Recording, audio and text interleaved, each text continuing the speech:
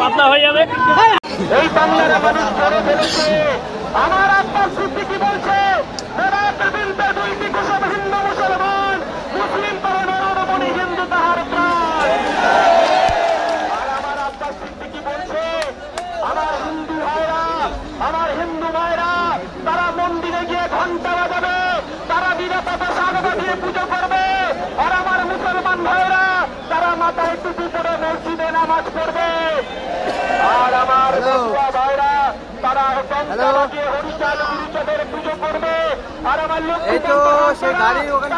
পুজো করবে, করণ পুজো করবে, জমি জঙ্গলের অধিকারের কথা বলবে। তাই এই কথাটা বলতে চাই, আজকে মমতা বন্দ্যোপাধ্যায় দেখবেন আমার চেয়ারম্যান বলেছে আমাদের এই আন্দোলন 2026 পর্যন্ত চলবে। আস্তে আস্তে আসো, আমরা সবাই প্রত্যাহার হচ্ছে। এই 2026 পর্যন্ত এই আন্দোলন আমাদের বুঝে বুঝে তারপরে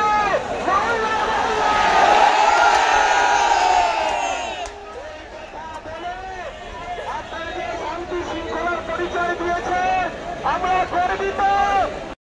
শান্তি শৃঙ্খলা বজায় রাখার জন্য এই বাংলা করতে হবে। পুলিশ মন্ত্রী আপনি হুকেছেন, কিন্তু আটকাতে পারেননি বাঘের বাচ্চাটাকে। যতক্ষণ আমাদের দেহে রক্ত আছে পার করতে হবে মোদী টিভিকে। আর মমতা বন্দ্যোপাধ্যায় দিতে হবে। পার্লামেন্টে কেন আপনার 3 জন সাংসদ সংশোধনী বিলে ভোট দিল না? আপনি বোরখা পড়ুন, আপনি হিজাব পড়ুন, আপনার চাতুরতা ধরে ফেলেছে। এই বাংলায় আপনি বিজেপিকে ডেকে নিয়ে এসেছেন, এই বাংলায় আপনি পদ্ম ফুলের চাষ করেছেন। আপনি মমতা বন্দ্যোপাধ্যায় বিজেপির সঙ্গে জোট করেছিলেন এই রাজ্যে। আর আপনি হিন্দু পাড়ায় বলছেন এটা মুসলমানের দল, আর আপনি মুসলমান পাড়ায় গিয়ে বলছেন,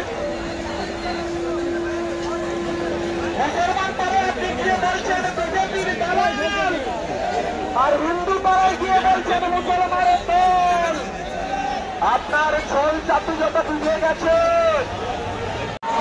পরে কথা হবে, পরে কথা হবে। পছন্দিতা কোথায়? পছন্দিতা বলা হচ্ছে আমাদের পার্টির গাইডলাইনের বাইরে কোনো স্লোগান আপনারা দেবেন না। পছন্দিতা কোথায়? পছন্দিতা কোথায় আছে? আমাদের অনির্বাণ নম্বর আসো, অনির্বাণ নম্বর আসো, অনির্বাণ নম্বর আসো, ব্যাপারটা চলে আসো। আমাদের স্লোগানিং হবে। কই নেই, কই আসে না এখন।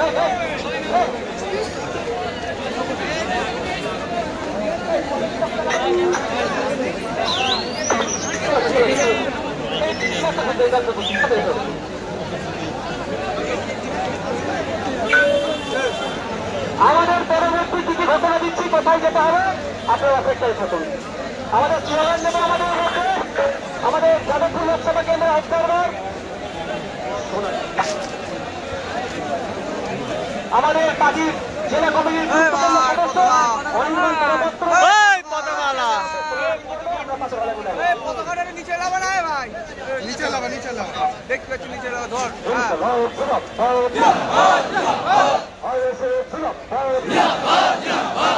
সংবিধান বিরোধী কালা কানুন মানছি না, মানব না।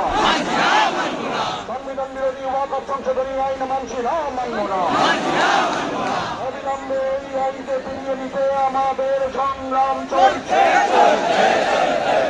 অবিলম্বে এই আইন ফেরানোর দাবিতে আমাদের সংগ্রাম চলছে।